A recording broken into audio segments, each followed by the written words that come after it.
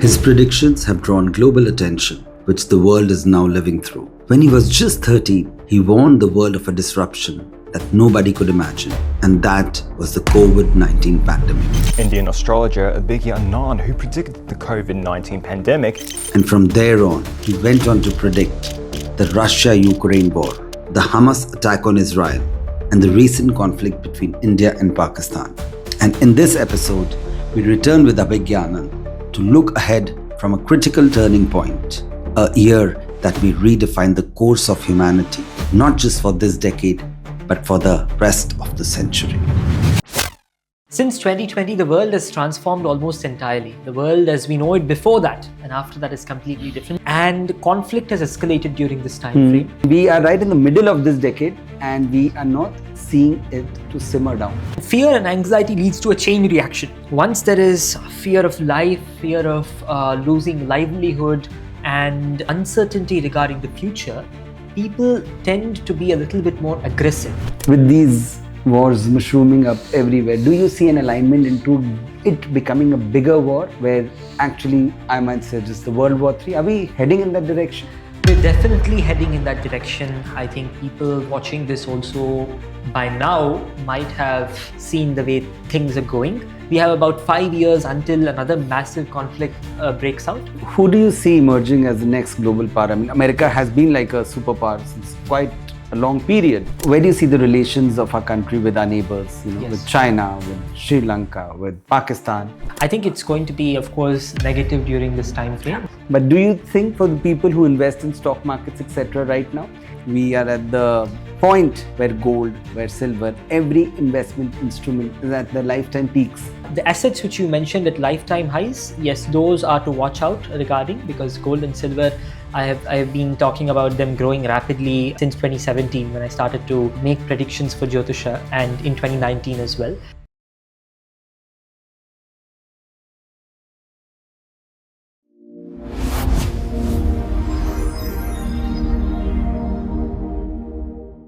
Welcome, Abhigya. Dhanyavad ji. Jai Shri Krishna. Thanks for having me again. So before I ask, I would like to talk about the world in totality first. Okay. Because we're seeing so much of changes, and I want you to just give a backdrop of why we are seeing these changes right from the beginning of this decade, right from when your first prediction came true, that was COVID. Then there was these regional conflicts continuously happening, and it seems no one else is bothered. If two countries are going into a war, there is a very strange shift in the consciousness of people as countries, as a collective consciousness. Nobody seems to be bothered, and it's just escalating. And we are right in the middle of this decade and we are not seeing it to simmer down. Absolutely. So where are we heading? That's a very good question. In fact, since 2020, the world has transformed almost entirely. The world as we know it before that and after that is completely different. Just look at your own lives before 2020 and say after 2020. There has been a complete transformation in the way we perceive the world just after COVID and then pre-COVID. It's two entirely different eras. And conflict has escalated during this time frame. People's perceptions of borders have changed rapidly. And in history, this happens during certain intervals. Every couple of years, specifically around 20 years, the way we perceive things changes just a little bit. That's because of the Great Conjunction. So in the Shastras, Varahamihira, for example, in the Brihat Samhita has mentioned a theory. He says, Sammoha koshau bhayadau prajanam, or whenever Guru and Shani come together, along with certain other grahas, they create fear and anxiety amongst the people. And fear and anxiety leads to a chain reaction. So once there's fear, once there is fear of life, fear of losing livelihood and uncertainty regarding the future, people tend to be a little bit more aggressive. And that escalates into a pattern, which is exactly what we're seeing now. So in 2019, when I noticed this combination first, three emotions gripped me. One was a certain sense of dread, obviously, that something absolutely uncertain is going to happen. To be very frank, even I did not know exactly what's going to happen. It was clear that there would be a mixture of things that would take place, but it wasn't clear exactly what's going to happen. The other emotion was also excitement to an extent, because every time such a combination has taken place in the past, some amazing things have happened as well. We'll get to that next. Okay. But yes, we are at the cusp of complete transformation. And to answer your question, why is it so? If you look at history, there are certain intervals, as I mentioned. The closest parallel you can draw to 2020 is the year 1206, when Genghis Khan was brought together by his people as a leader. He brought together all the tribes of Mongolia, and he led them on a massive invasion from the eastern side of Asia all the way to the south part of Asia and West Asia, all the way to Europe. And that was one of the most devastating campaigns humanity has ever witnessed. For several reasons. Of course, the powers that he attacked refused to cede territory to him, so he continued on his rampage. And there were some very positive outcomes also because of it. Nature, ecology, and the development of the world took a completely different turn, and disease spread became faster, and human population experienced sort of a great it's a very sad thing, but it did experience a significant level down, which resulted in certain positive genetic changes as well. So every such combination of this sort results in a very positive outcome as well as a very negative outcome. But the reason why it's special is that it all happens so fast. And the other parallel that can come close to this is 1603, when the stock market was invented, and when humanity first began to rapidly globalize. So that happened just around 1603. The first stock exchange was opened in Amsterdam. So we are seeing exactly that, a new pivotal moment for the world. And this time it started in 2020. And the last time something similar to this took place, 1935, Italy invaded Ethiopia, for example. I think it did invade certain African countries around 1935. And that was the first major act of advancement globally in terms of geopolitical relations just getting destroyed. We're seeing something very similar now, and it will escalate from this point onwards. We have about 5 years until another massive conflict breaks out, and a few more years from there. So this decade, beginning 2020, which you compare to 1203 of Genghis Khan. So COVID was the trigger, like Genghis Khan, there was the trigger? It could be, yes, definitely. COVID was the trigger. COVID could be equated to Genghis Khan in a way, because he was such a monumental force in the transformation of the world. And COVID has been a monumental force as well. The way we perceive everything has changed. Yes, I understand one thing, it's changed the consciousness of everyone. Everybody realized how fragile life is. True. You saw deaths left, right and center. True. But that consciousness is what you're saying is attracting all these events which are taking place. Absolutely, absolutely. And global borders as such cannot remain the same for a very long period of time. It is a fallacy that we think that geopolitical boundaries must remain the same. No one, including the United Nations or the United States, can help maintain that sort of status quo. In fact, over a period of time, they tend to act against it. Status quo is only possible to maintain during periods of peace, and we are not currently in a period of peace. And throughout history, borders have constantly been changing. Very few countries have remained the same as they were, very few. And whatever changes have taken place have been violent. Very few have been peaceful. So it's natural. We now have over 8 billion humans on Earth. We have a couple religions which are antagonistic to one another, which have their own psychological fallacies that are imprinted into children the moment they're born. And we have 8 billion humans at the end of the day. So conflict is almost guaranteed. What we don't know is when and where. And that's what I'm trying to research on now. When, where, and how exactly is this going to go about? Okay, so beginning 2020, and from there on, we've seen so many conflicts happen in different regions, so many countries getting involved, and other countries are not being directly affected, but they're not even getting involved in those things. So at this point of time, and we've just seen what America has done with Venezuela, and again, everyone is quiet, although they're raising an alarm, but really not the way it should be done. So do you think this will go on? So just tell me, right from here, let's say 2026. Let's see. What do you say about 2026 for the world politics, the geopolitical situation? Yes, was definitely expecting a few new conflicts to come about. So this year? Venezuela was just a small event. Possibly less than 40 people died. That too, military servicemen. Civilian casualties were extremely limited. I don't think there was even one. Might be wrong. But yes, this is probably not the conflict that was supposed to happen. In 2026, we're supposed to see something bigger. This is not the only one. Okay. And there's going to be an expansion because steadily from 1935, year on year, there were new global conflicts that picked up pace. So I expect something to happen once more in 2026. In the Indian subcontinent, there can be some serious trouble. One around March, but I don't think it's going to be too significant. After June, again, there's going to be an escalation because we are getting into a new period now as Bharata itself and the whole Indian subcontinent for that matter. So yes, new problems will begin. They will escalate because we are in a new time frame that is calling for violence. And it's just going to happen. There's not much that can be done to prevent it. So globally, it is going to happen. It's going to happen. This will continue. This will continue. This will continue. I'll come to India later, Yes. but let's say globally, that war you see in Russia and Ukraine, Yes. will it end in near future? It's already been 3.5 years. Unfortunately, no. Not in its entirety. There can be an armistice, as I mentioned in the when I was invited to Russia to speak about it as well. They asked me specific questions on when it would end. And last 3 years, ever since I have been giving predictions about the war, I mentioned that ending doesn't seem very likely. There's going to be temporary armistice somewhere around 2028, 2027 as well. But the fighting will continue on other fronts of the war. So it's not going to be a total armistice. It's an extremely complex issue, and I would be very surprised if it becomes peaceful all of a sudden. And do you see more nations getting involved?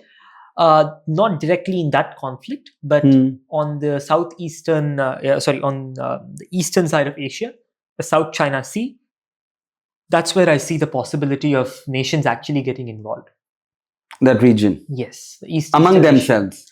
With the involvement of external powers. That's more likely. So the focus point is somehow shifting from Europe to the eastern side of Asia because prosperity is shifting there. And with prosperity comes some conflict. But the most devastating parts of the conflict is not going to be in that direction. It's just going to be conflicts, but not as devastating in the eastern part of Asia. With these wars mushrooming up everywhere, do you see an alignment into it becoming a bigger war where actually I might say just the World War III? Are we heading in that direction? We're definitely heading in that direction. I think people watching this also by now might have seen the way things are going. I had talked about this in 2020 as well, 2021 as well, saying that the world is actually approaching in that direction. And it's very much likely to happen. Even some other Jyotishis that I know personally have also felt the same from a very long time, not just now. Now, of course, everyone can see it happening. We already have 3 conflict zones in the world. So the most logical thing would be that this would expand into a larger conflict. So in 2020, when we noticed this combination first, it was very weird. The way the grahas are coming together, it's not something that happens every decade or so. It's something that happens once in 8 centuries or so. So obviously there are going to be massive changes. The maps we saw in 1206, when the world was fragmented into different parts, despite the smaller population of humans at the time, there were so many conflicts and such a large percentage of human life was lost. This time, fortunately, we're not going to see that large a percentage of the population getting destroyed as some people fear, which is why I'm talking about this, since some people fear that a lot of people are going to die.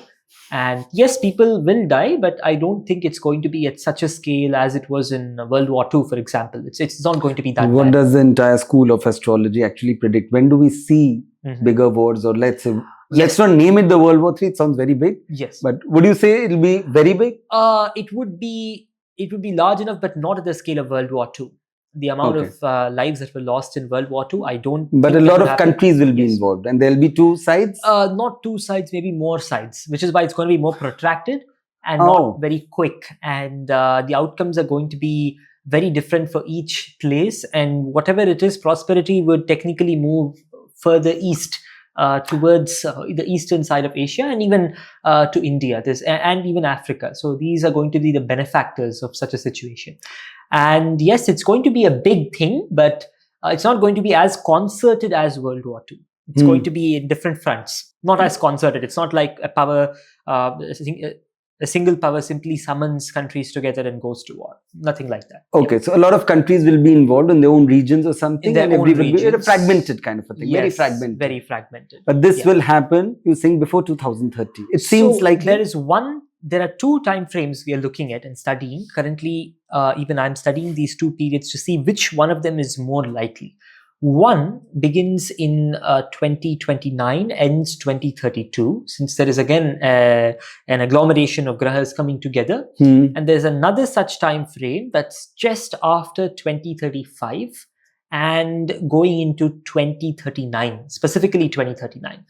So my understanding of this is that, my analysis is that we're going to see it in two stages. Stage one, which will happen somewhere around 2029 to 2032. 32. And it's going to be a little bit more fragmented. And stage two is going to be a bit more concerted, but not as much as World War II. And that's going to be around 2039 to 2041 approximately. So there we have another great conjunction of Guru and Shani, very similar to the one that we had in 1943, and very similar to the one we had in 1941. So 1941, there was a major great conjunction, a triple great conjunction. So Guru and Shani came together from the Earth's perspective once, not twice, but thrice. So something like that, but not completely similar, is happening in 2040. So yes, we can expect something around that time. Okay. So when you say you can already see the planets getting conjuncted towards, a certain event Yes. which will take place, and it Yes. talks about a lot of fear, a lot of devastation of human life, etc. Exactly. But also, if I see karmically right now what every country is doing, the maximum amount of expenditure is going in arms and ammunition. Absolutely. In military. Yeah. In military power. And Sure. wherever the energy goes, it has to manifest in some It will kind. manifest. So that's like, Yeah. this is planetary, that planets are making the consciousness like this, or the consciousness is affecting the planets? I just want to know this. That's a very good question. In fact, it is the combinations of the grahas that have an impact on the way humans are thinking. However, the previous actions of these societies, of the whole human population as a whole, has impacted their karma. So they've been collecting this karma, and it has reached a level at which now the effect needs to be dispersed. And the dispersing of those effects happens through the grahas. But technically, it's just supposed to happen. It's basically a cycle, an astrological cycle. And the astrological cycle impacts an economic cycle, as you mentioned. Yes. So when the economies of countries grow rapidly and some of them reach a saturation point, at that point, unfortunately, most human beings tend to move their attention towards security, and some of that spills over to defense. And what they call defense sometimes moves into insecurity for other countries, which results in conflict. So that cycle we've seen happening over the last 20 years silently. And now it's suddenly exploded after 2020. Yes. You would see that Germany's budget has increased. Every country's budget is increasing, Japan is looking to abolish Article 9 of their constitution very soon. I had discussed this in 2022 as well once, that there's a very strong possibility of Japan becoming more militarized very soon. And now they have already elected a government that's in favor of this happening, rightfully so from their perspective. And every country is preparing for something like this. And it's most definitely going to happen. I don't see a world we are attracting it. Our consciousness will attract this war. Absolutely. One time wherein humanity collectively prevented such a situation was in the around 1980s. Whatever it was, they did a phenomenal job of preventing it. I would say astrologically, the time frame was more peaceful, because I've been talking about another cycle as well. Some of our viewers might not have heard me, but very rarely I've spoken about it. It's called the Samvatsara cycle. It's a 60-year cycle, and it's made up of 20-year parts, like 3 parts. And there was one such cycle, let me give an example, between 1914 and 1974, which was really horrific. We had 5 massive conflicts, the use of some of the most horrible weapons, absolute disregard for human rights. The whole concept of human rights seemed like it didn't even exist during this time frame. And it just came about later. And just after 1975, whatever humanity did for those 60 years has been rather very stabilizing. We hear bad news, obviously, on a day-to-day basis, but whatever it was lesser than that period. Yeah, it's been more prosperous. It's been more prosperous. Yes. And we prevented the Cold War between the USSR and the US escalating.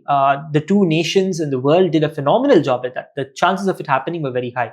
Unfortunately, now, the planetary cycles seem to be not in favor of that. However, I am hoping, and I do believe, and my analysis points towards the possibility of being able to prevent another all-out situation like that in this decade. I am very confident that humanity will not escalate into a nuclear war and get into that kind of trouble because we are still in that peaceful 60-year period, which is going to end in 2033, which is why I feel the second leg of this conflict is going to be worse. The first leg of this conflict, which is towards the end of this decade, might not be as worse. That's my humble opinion. Okay. And who do you see emerging as the next global power? I mean, America has been like a superpower since quite a long period. But now we see that might dissolving slightly. Yes. And other people are really trying to catch the rope from there. China is emerging. It's true. Russia is also standing its own feet, although economically they might not be so strong. Do you see a shift in the global power? I do see. In fact, that's also related that the planetary that America was like a superpower for how many years, you would say? It has been an extension of the Western superpowers. Yes. And there's a cycle for that again. But they were always in alliance. Years. They were always in alliance. So that 400-year cycle of prosperity of say the Europeans technically is supposed to end just around 2020. That's exactly when those 400 years have ended. Which means since 2020, there has been a very strong reduction in the power of the Western economies, and the populations there are feeling it. First of all, there is a saturation of wealth. Yes. Massive inequality is increasing. And on the other hand side, some of the most mismanaged countries on the East have rapidly turned to better countries. For example, in Europe, you can see the transition. Some of the countries that were considered absolutely horrible for being able to live peacefully are now becoming attractive locations. For example, Poland versus the United Kingdom. Yeah. The United Kingdom, Great Britain, for a lot of time was being recognized as one of the best countries to live in. And now it's shifted. The Polish people used to go and live in the UK. Now it's changing. Some of the Britishers are trying to live in Poland, for example. So we're seeing this eastward shift even within Europe because from an astrological standpoint, Europe technically falls in two astrological zones. If you just take the world, like the globe, and superimpose the zodiac on the globe, which is what happens all the time, naturally. If you superimpose it at an epochal moment, you would see that Europe is divided into two parts. And the eastern part technically did not experience any prosperity during the rapid rise of the Western powers. That entire period, 1603 to 2020, for example, Eastern Europe did not experience much prosperity. Russia was never able to experience its period of its golden time. Probably there's only 1 or 2 years that can be pointed out as a golden period for Russia, whereas you can point out an entire century for the other powers. And that's coming to an end. And just around 2020, we're going to see the power move this way. So Russia obviously is going to be doing well. At the start of the war as well, I had mentioned in my videos that the sanctions that the other countries are placing on Russia are not going to have such an impact as it might have, because they were expecting Russia's economy to kind of crumble and the leadership to get overthrown. None of that has happened, and I don't think it will happen. Even if there is I expect a leadership change sometime around 2027 for Russia. But I still do not, in fact, even this year, there's a negative period for their president. So even if there is a change, it will not lead to destruction in Russia. In fact, Russia is going to grow rapidly over the next couple of years, unfortunately through war. And we have seen that many societies, war has been a catalyst to prosperity. And war has been a structuring force in many societies. That's the unfortunate reality of humanity. War leads to structure in societies if managed properly. And a society before war versus after war, there's a huge difference. And most of the time, it's positive. The long-term effect is positive. The long-term effect, the final outcome of that thing. Yes. Okay. And what about China? as a country. It's emerged. Yes. Specifically after COVID, it's come in the prominence. Absolutely. It's the factory of the world today. Very true. And will it become more powerful? Absolutely. Because it's on the Yes. eastern side. And this... The level of growth year on year is going to minimize from this point onwards. It's not going to be the same level, obviously, because of the humongous size. But it will be able to cement its growth and expand its influence now. Because the capital has to go somewhere and China will be able to deploy it very well. There will be an internal strife within China, obviously, because when the US was rising as a power, even the US experienced a difference in ideologies and there was a civil war. China has already seen round one of that civil war already done, late 1950s to early 60s. Around 1949. It's already experienced one round of that. And another round they crushed in around 1960s. So a third round of that is likely, but this will only help the country further. It will not destroy the country. And since China is the second most populous country in the world, the astrological rules apply slightly differently here. Since we're talking about a huge number of people, yes, right? So, and ultimately a country is just a group of people and how they decide to take things forward. So if you look at the massive number of people there, they follow a slightly different cycle. This is since time immemorial, ever since China was founded as a country, as an empire, throughout its different cycles of empires. It follows the Jupiter-Saturn cycle very closely. And the ancient Chinese observed this and they wrote about this. And some of the Chinese astrological texts are really good because they're very precise about these combinations.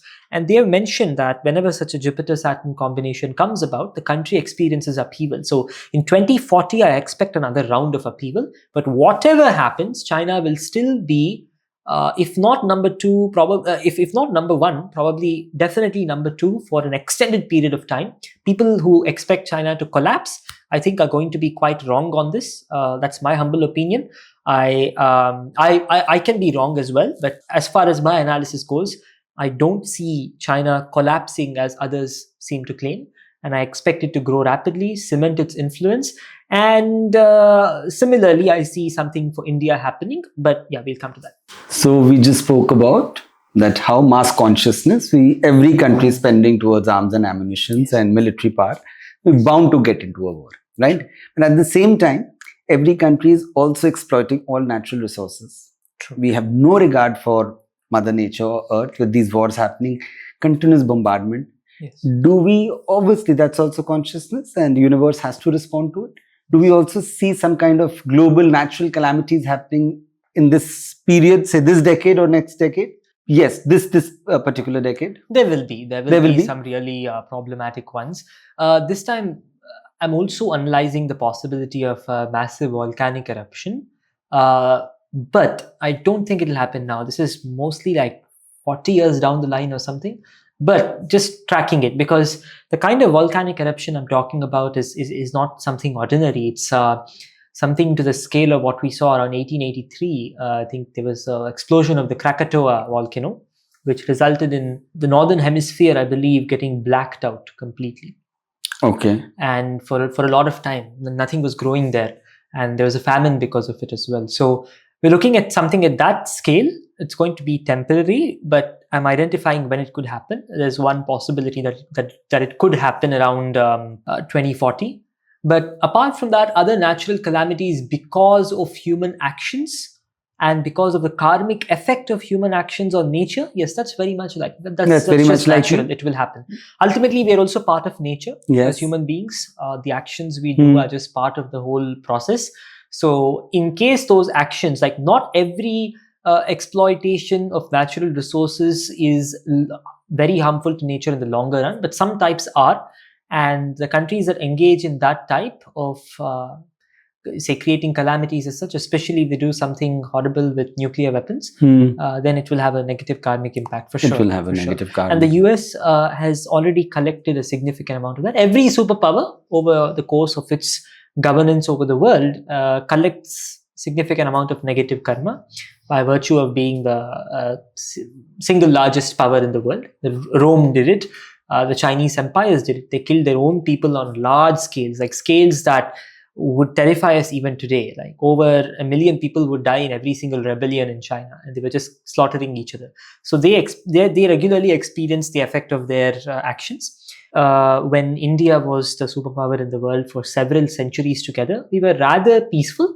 But in between, the kind of wars we have had in between our own states in those eras of prosperity have been absolutely terrifying.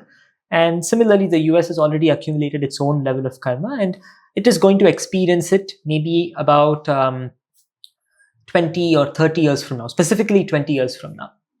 So before we come to India Yes. and the background of all the major global events, Yes. okay, what do you see the power center of America being? Politically, I'm talking about, now it's being headed by Donald Trump. Yes. And do you see him finishing his entire term?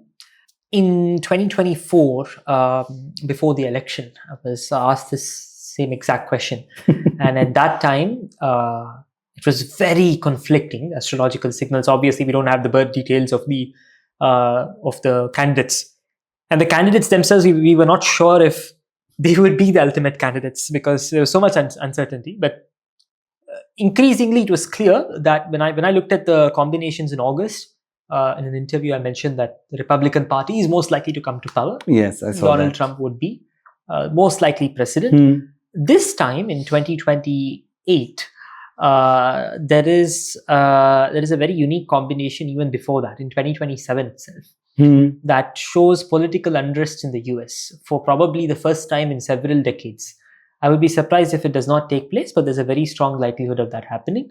And this would not completely unseat the US from its position. The US is going to continue to be a significant power in the world. Influence, yes. Major, massive influence over the next 20 years easily, at least, and after which there will be a decline. Even now there will be a decline, but the rate of decline is going to increase after 2033, specifically 2033. For America? For the US. For the US. Yes. The rate of decline is going to increase. The rate of decline is currently probably, say, 1% in terms of global influence every year, 1 or 2%. After 2033, it's going to be about 3, 4, or even 5% every year in terms of its decline, because the US dollar itself is going to be affected around 2033. That's my analysis. I have nothing against the US personally, but that's how I feel about it. So if US declines and you Yes. think China will never get the top slot in terms of power and influence, Yes. but still, do you see any other I country think taking China the top slot? will get the top slot. It will get top Yes, slot? yes. It has been at the top for a few times in history, and obviously is the second most populous country in the world. So it will get a top slot, and very soon, about 20 years after that, which is around 2050 and 2060, India will also get the top slot. Around 2050 and 60? 2050 and 60. 20 to 30 years from now? Yeah. Okay. India will also get the top slot temporarily, and then again China, and again India. I think that duopoly will continue for some time. Okay. It's been like this for quite some time. So when I say this, sometimes people find it very strange considering the present state of our country. They're like, how is this going to happen? Top slot is like very difficult to imagine, but I think it's possible. But that's going to be very temporary, and that too, it's going to be in terms of GDP based on purchasing power. The actual strength, the superpower kind of strength, is probably going to take 120 years from now. That's a longer period away. And as I mentioned earlier, I think I missed the question you asked about who is going to lead the US next. To be very frank, I haven't analyzed yet. You haven't analyzed. I need to do it, but I will definitely try to give my analysis for this. Yeah. And China, what about China? Say 10 years China, from now? I expect a change in leadership around 2029 approximately. And also there's one more similar time frame around 2040. These two periods can be troublesome for China. 2040 specifically looks... 2040. Yeah, 2040 specifically doesn't look too good for the political stability of the country. But an interesting thing is that despite political instability, China's economy somehow would continue to function. That's a unique feature of China. Despite political instability, they somehow maintain economic... they were able to segregate they're able their to economy segregate and the two. politics. And that's really nice. And they've done this during several empires, which is why they never collapsed as a civilization. They never fully collapsed. They've been ruled by other powers like Mongolia and Japan for a few times, and bullied by Russia a few times, but they've never been subjugated to the level that certain other parts of the world have been. So I expect them to continue. Yeah. So next 10 years, you Yeah. see rough. It'll be a rough ride for the entire world. And It is going to be a rough ride. It's going to be a very rough ride. different because every year obviously has some or the other conflict, but there are levels to this. It's not uniform every year. Certain periods are very different from the others, and that's why this period is going to be different. The scale, the level, everything is changing. So I expect it to be very hard. So we've spoken about the top 3 countries, the world and together. Now, how do you see India's destiny unfolding in these periods, in the next decade from now? So I would say that during the downtime for each civilization, for each geography, because Jyotisha is more tied to geographies than to races of people. Of course, Jyotisha has an impact on race and genetics as well, but it primarily has an impact on geography.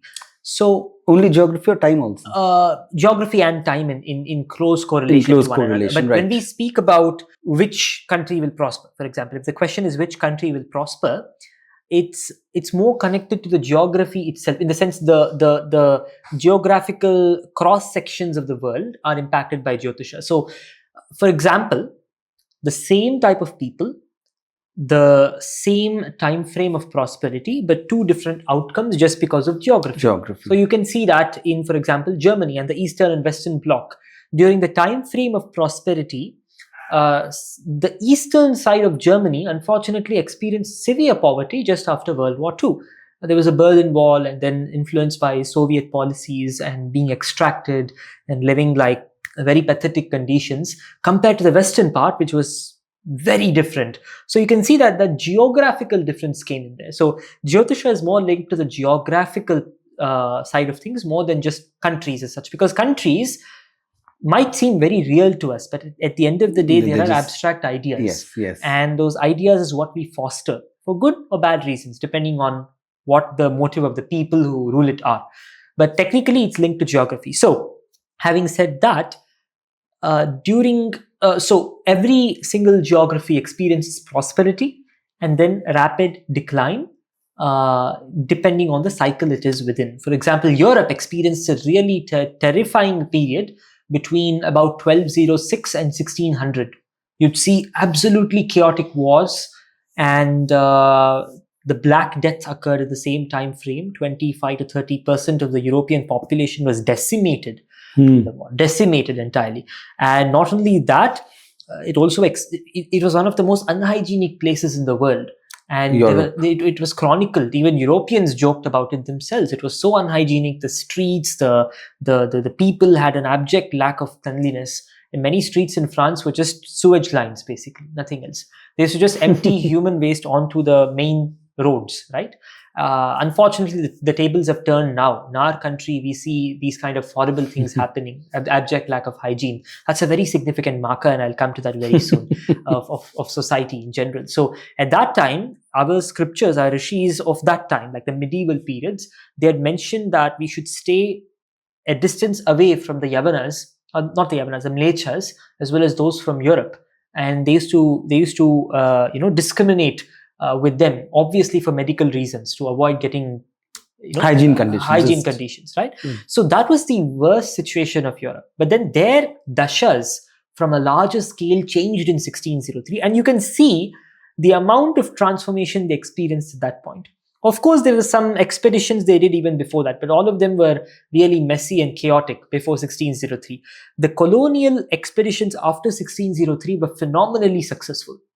The rates of success, if you just look at it statistically, that should be very difficult to accomplish what they did, but they were able to do it across the world. Of course, we lament that they were able to do it, but we have to give it to them. They were able to step out of their homes, out of the comfort zone, and go and conquer the world. So they did that, and the thing that supported them there was the planetary combinations that were in favor. And now that's ending in 2020. That's you mentioned. And now in 2020, we are seeing, and when a country declines, it's somewhat like, and especially if it has a very large population, it's somewhat like a spring that's held down by a pressure. So there's pressure building up there. You can think of it that way. And exactly in 2020, that spring is now uncoiled. So there's some sort of energy that's being released. And many of these countries that have been oppressed and suppressed over the last, say, 4 centuries are suddenly going to boom. And one of them is India. China already has seen its dasha a little bit earlier, because China's collapse also took place a little bit earlier than India. India was in a much better position in the 1960s compared to China. China was just absolutely horrible in the 1960s. So their collapse began earlier, and hence their prosperity also begins earlier. Our collapse began slightly later, and our prosperity also begins slightly later, which means that right now we should see that uncoiling, which will happen, and it's already happening. In 2020, that uncoiling has already happened. There has been this rapid release of economic energy in the country, and that's going to translate into better living standards, better civic sense, better cleanliness, hygiene, and social ramifications for the country. It's going to be really good. How long does this period last? If you say it began in 2020, how long will this period last for, let's say, the good times for India? Absolutely. So for that prosperity to trickle down to society in the way it's trickled down in Europe, with generally good equality. 400 years. Exactly. But Europe started to see a good level of, positive, good standard of life somewhere around the 1800s. It started to see that happen. So it took 200 years. Absolutely. So 200 years. So we would see that level of prosperity per person maybe in 120 years. But the good thing is, humanity as a whole is seeing an exponential rise. Yes. The average European's life at their civilizational peak, astrologically, is still worse than the average European's life today. If you compare the two eras. Yes, at that end. Yeah, yes. But if you compare them to the world at that point of time, they were absolutely on the top. So humanity itself has grown exponentially during this time frame. Hence, the time taken to experience per person prosperity to a large extent is lesser now, which means that India is going to see per person prosperity rapidly rising from where it is now, which is pittance at the moment. That's an abjectly problematic condition. Lifting this is an extremely difficult job, but along with good leadership, I think we have a good astrological time as well now. And that's going to help this per person prosperity aspect come up. And I believe that's going to happen. I'm 100% sure about this. I've been talking about this for quite some time. I hope that happens, because India, and as you said, the entire prosperity graph is shifting towards the east now. That's correct. And we lie exactly there. Yes. And as a country, as an economy, as a civilization, we have been suppressed for quite some time now. Yes. And I also believe, when we compare it to 400 years of the Europe time, from 1200 to from 1206 to about 1603 was very bad. Then 1603 to 2000. Okay. In which they took 200 years to reach the peak level. But right now, if I say, at that point of time, one building would take 10 years to make. Exactly. Today it takes 1 year to make. Absolutely. So a rapid rate of increase would be faster. But that also means our peak is going to be a lot more better. Yes, obviously, as the humanity is actually growing at the peak that we witnessed is going to be better than the peak that the Europeans preceding us witnessed. And the peak that they witnessed was obviously better than the peak that we witnessed before them. So there's a kind of exponential increase. There are very few moments in history wherein there's an exponential decrease for the whole of humanity. And such a moment will also come about somewhere in the future. I'm still calculating exactly when. But such a moment when humanity itself as a whole kind of dips down, that's also likely, because that has happened a few times in the past. It will always happen. If the entire world goes into a war, it's like, killing people left, right and center. The total disregard for humanity. That is like a low point. That's in today's day and age, I can only see that as a low point. Correct. But as you said, you were mentioning something about the hygiene thing, and that affects the prosperity of a country. True. So when you talk about the golden time of India, and we see India, I mean, we're very spiritual people. This is the land of spirituality. Correct. But from the hygiene point of view today, really, as a consciousness of this country, we disregard hygiene, even in our temples, road, everywhere, except for our houses. Only few people care. Nobody cares outside your boundaries. Very true. So does that also affect the country in totality? Massively. Because Bharata as a whole, from a very long time, has emphasized cleanliness, in our period of prosperity, and when we were literally the only important country in the world, Bharatavarsha, the only important subcontinent in the world was Bharata. This was for at least 2000 years of our history. And during this entire time frame, we had emphasized cleanliness. People who visited our country from different parts of the world marveled at our social trust, the level of trust between people. That's also a very important metric. Hygiene, trust, civic sense. People marveled at that when they saw Indians. The doors were being left open. People used to conduct business freely. And when there is trust, growth is really fast. Now, for example, if you look at Europe or probably Australasia today, or if you look at gradually in China, you'd see that the level of trust between two people in a transaction is high. It's high. And it takes time to develop that. And we are currently at the lowest point of our civilization. We're like at the tipping point. The lowest point was somewhere around 1870s to 1970 approximately. In the colonial rule, that probably, period, the yes. colonial period, plus the massive the tearing up of the two countries and the famines, the number of famines we experienced in Bengal, in the state of Madras at that time, and in Odisha. Really horrible situations for our country. And then the partition. So we've seen that lowest of the low period, and now we are emerging from that. And during this emerging time frame, obviously, even from an astrological angle, it's still a very hard period. You're literally fighting against the odds. But now those negative combinations are reducing for the country gradually as time passes, especially starting 2020. Capital infusion is coming in. With that, the level of trust will gradually improve. And with that, as it trickles down to the rest of society, there is something that we commonly know as the pyramid of needs. And if you look at it that way, most of the population in our country is basically struggling for basic necessities. Yes, and the bottom of that is Maslow's hierarchy of Maslow's needs. hierarchy of needs, exactly. I forgot the term for that. And yeah, Maslow's hierarchy of needs is a really nice way to We're still showcase struggling that. at the physiological level. Absolutely, yeah. You know, so most of the Indians are at that level. survival. And hence it's difficult for our country to rapidly grow during this time frame. We just need some time. And within But the the next moment 15 we years, move to the next level, Absolutely. I think that the growth will it'll really be explode. really good. It'll be really good. And people aren't seeing it. Hmm. And that's just like investments, right? Just like investing into a stock, for example. People don't see the growth from day one. But it's happening in the background. And I am 100% sure that our fellow Bharatiyas are working really hard towards this. There are millions upon millions of people who are working towards this today. And I meet a few of these people on a daily basis who are passionate about the country. The number of such people who are passionate about their country in the West is declining. And it's increasing here. And that's a really good sign. If you go to universities in the West with students and the youth there, the number of people there who are really interested in the future of their country is declining rapidly. And we can see that we will see the effect of that very soon. In India, it's the opposite.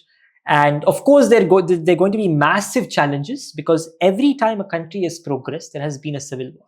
China experienced 2 civil wars. We experienced 1 partition, which is the equivalent of civil war, but it's not done yet. It's not done yet. That's the worst part, which is coming up, because every such superpower has to experience a massive period of political violence. We have seen 1 round of that. There's another round, but it'll be way lesser than part of the partition. Is it like you're talking from the point of view of history, or it's like a diktat that whenever there is a big change, there will be a civil war? There will be disagreements, yeah. As capital comes in, like rapid capital, this happens on smaller scales. If you look But at it's happening now, India, I see. I mean, haven't we surpassed that stage, or you think it? I think it's not yet done. It's just not yet done. It's building up. But whatever happens, it's going to be painful, but good for the country in the long run. Whatever happens. For example, this happens in families also. When wealth comes in, there is going to be some fractures. Yes. In companies, startup founders tend to diverge just after funding. And similarly, countries, the moment you see prosperity coming in, there's disagreement on how that prosperity should be utilized. And that is going to happen around 2040 for India, just around 2040. Okay. And just after that disagreement, it will not be as bad as the partition. So I definitely don't want anyone to be scared about this, because some people might get scared to the bone, because that was a very traumatic event, partition. So nothing like that, but there will be something in between. And after 2040, when that disagreement is sorted out, the rate of growth would be so massive. It will be so massive, and year on year there'll be transformation.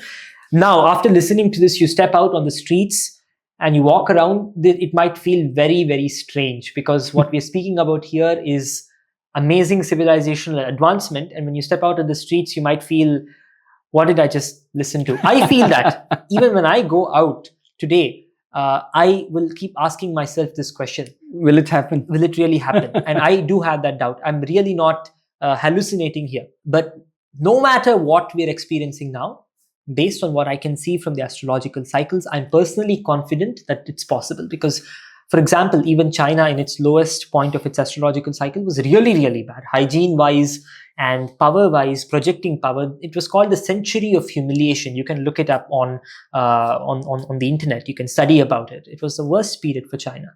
And they've seen many rounds of this. In fact, that's the most surprising part. People don't read much about them. But if you read Chinese history, the number of rebellions and the number of horrible situations they've experienced, their success didn't come in one day. It took time. And we just haven't seen that. We're just seeing the effects of it now. And they're still not done. They're going to experience some more because they worked really hard towards this. And what they're experiencing now is just 50% of what they're supposed to experience. There's a lot more coming. And we also are working really hard now as a country. Our youth is working hard. The previous generations have worked really hard. Of course, a lot of people have betrayed the country, but a lot more are now working towards the country's growth. So this will happen. Yeah. Where do you see the relations of our country with our neighbors, with China, with Sri Lanka, with Pakistan?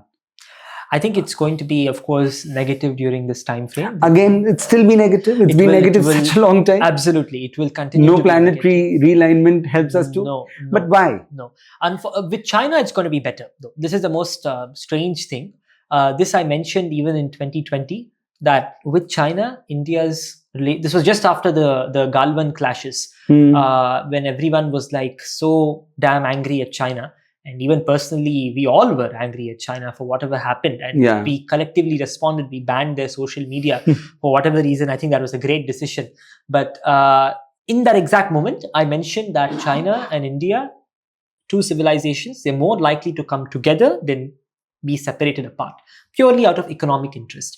At best, in my words last time when I spoke about this, at best, it's going to be a really good bonhomie between the two countries. And at worst, it's just going to be economic tussles and proxy conflicts, which has been happening so far.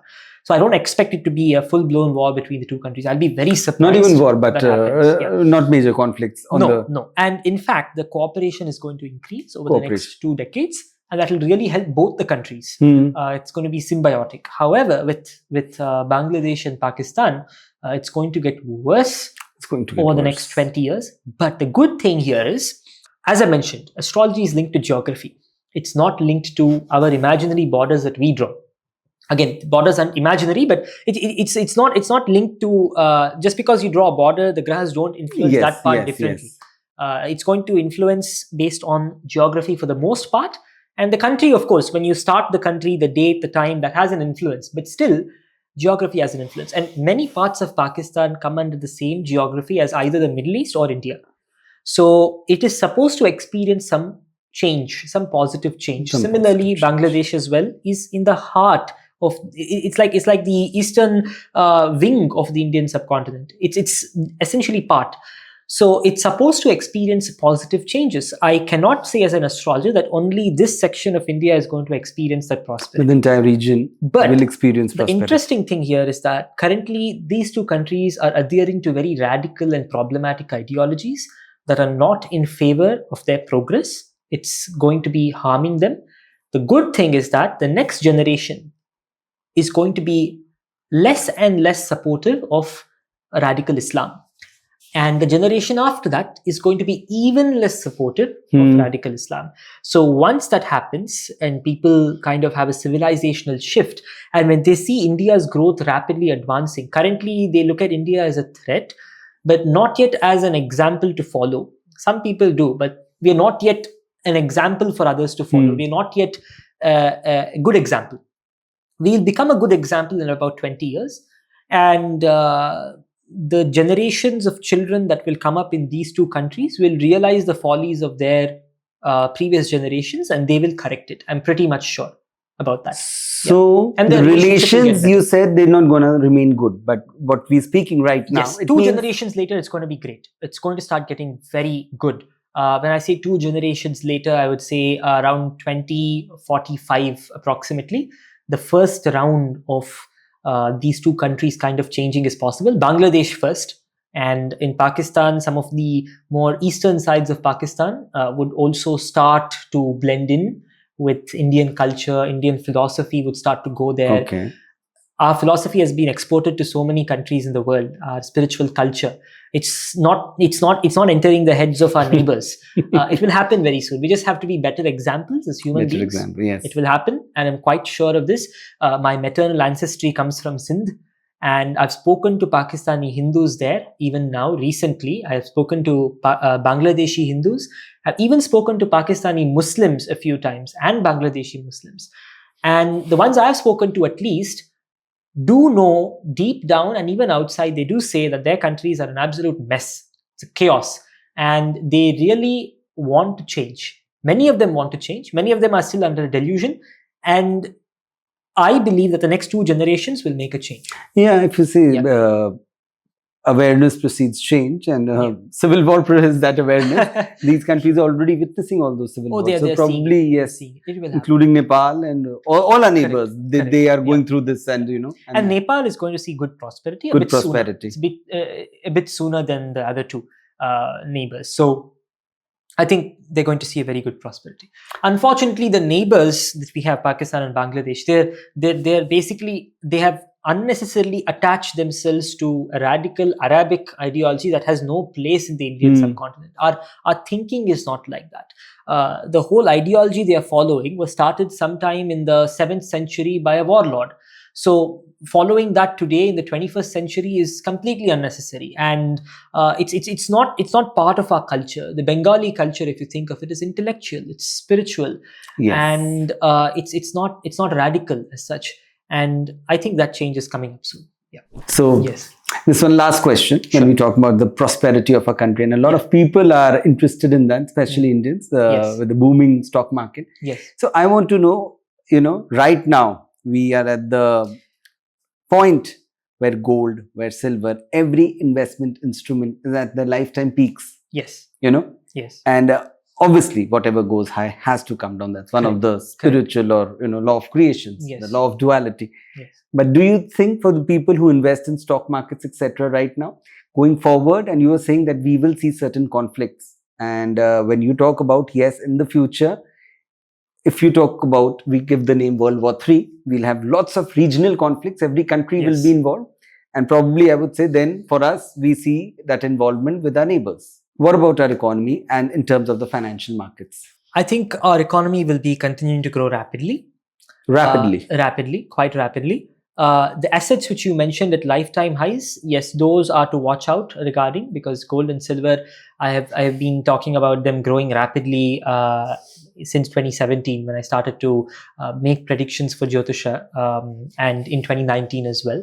So that was very clear, because the cycles were very clear. We were into a new asset boom cycle. So it made sense completely since that time. But now it's changing. Around 2027, the cycle is going to shift a little bit. People think gold always rises constantly. That's true. But in between, there have been periods in history wherein it's even fallen 20%, 30%, or even 50% sometimes. When countries like in the US in the 1970s, there's a new gold policy they introduced. I forgot the exact name, but it fell like 50% in a matter of a year and a half. So there are such periods. And there's a possibility that there can be like nothing of that scale, but something around 20% or 25% fall sometime around 2033, 2034 is likely, because of currency instability primarily. 2033 talk. So till then you see everything rising. Till then it's another 5 years of rising? A small fall in between and then rising again. Yeah. A small correction and then rising again. But after 2033, we're going to see currency instability, actual currencies. And of course, this is going to be good for gold in the longer run. But before it becomes good for gold, initially when currencies become unstable, the gold that countries hold, I feel there's going to be something that will go wrong with the ratios they hold, or something like that. That will they've been really holding right now. Everyone has been holding gold. Yes. Right so now. there's a likelihood that the prices might come down. But if we see historically, every Yeah. time, we Yeah. are heading towards the direction of a war, Yes, gold is the most safe haven of asset, it will increase. and hence it will only increase. It will only increase. At least until 2033, it will increase. A small shift around 2033 to 36, and then again increase. Straight. So you think continuously. gold will keep on increasing for It next will. 5 years? It will easily. I think it is going to increase very well. I would continue holding it. Most of the clients I've been consulting regarding this have been holding gold since like 2019 straight away, and I think it'll do good for the next few years at least. Yeah. Okay. One last statement for the viewers about India's prosperity, India's role in the global politics or geopolitical scenario. How do you see India emerging? India has already been becoming a very strong force now. People reckon with it. True. So, just few statements. Absolutely. So, Bharata is going to grow at an unprecedented scale. It's going to transform at an unprecedented scale and level. Nothing that we have seen before is going to happen in our Punya Bhumi. And we have examples for this from history when great leaders and people have come together to transform their countries. I don't think it is absurd to think of this. Of course, it is a risky bet to make, but I'm 100% sure this is likely and it will happen. Secondly, as a country, we all, as citizens of this great nation with a rich history, we all share a responsibility of contributing towards it in a meaningful manner, both with our intellect as well as at least our behavior, which currently isn't very good. We're not a very good example to even our fellow people as well as to the world around us. We need to be more of a good example, and that message needs to reach every nook and corner of this country. And I think our current administration is doing a good job at that, but I think it needs to be faster and bigger. It has to be on a larger scale. We are currently limited by the shackles of vote bank politics, because of which we are unable to implement these policies at scale, policies that are absolutely necessary. Currently, it's like a weak parent just acquiescing to every demand of their children and thus ruining both the parent's life as well as the children's life. In our Shastras, it is said that the government is like a parent. It's like a cat that holds its kitten, not too tight, not too loose, but just perfectly enough so that the kitten survives and thrives. So that's exactly what the government should be doing. Unfortunately, now it's like really pathetic. It was worse 50 years back. And I feel there will be some reforms in this country. But before such reforms take place, there will be a war. And war tends to help countries reform internally. Otherwise, certain countries never really war you wake up. talk about will be the civil war, which you feel. This will be more likely with the neighbors. With the neighbors. With the neighbors. Okay. But any war tends to straighten up the citizens. Currently, the citizens are really messed up in the way of their thinking, at least in my humble opinion. I'm sorry if this is offensive, but it's messed up. The way we think collectively as a society, the way we operate, it's visible on our cities, in our villages, the way we organize ourselves. People might think that's not a metric to judge a society, but your cities and the way you maintain them, the way you develop them is a metric to measure society, whether we like it or not. And currently, it's not good. So we need to straighten up, and I think a war, unfortunately, will happen, and that will help us straighten up. It's helpful if we do it before that. So we all can do our best. I'm trying to spread this message, and personally, I'm trying to do my best, and I'll continue to do that. As a Bharatiya, contribute as much as I can to the culture, society, and development of this country. And I do believe there are many people who are doing hundreds of times more than I'll ever be able to do for the benefit of this country. I see a lot of people working really hard. And if you really, and it's definitely not all doom and gloom. Just open the internet and search for the people who are cleaning our cities, our villages, our roadways, our waste management systems, and you'll see so many people who are doing a good job. And I really have faith in our country for that matter. So let's all come together and rebuild Bharata as a golden civilization. Dhanyavad. Jai Shri Krishna. Very soon, AI will probably have an impact on 70% of the global economy. Not just a small impact as in being a part of the economy that people currently believe it would be, but like a deciding factor of the livelihoods of people, a deciding factor, not just a participant. but a controlling agent of human prosperity. And there's another interesting thing that's going to happen in 2040, which I'll come to very soon. It's regarding food security. There is a likelihood that it will result in a famine of some sort.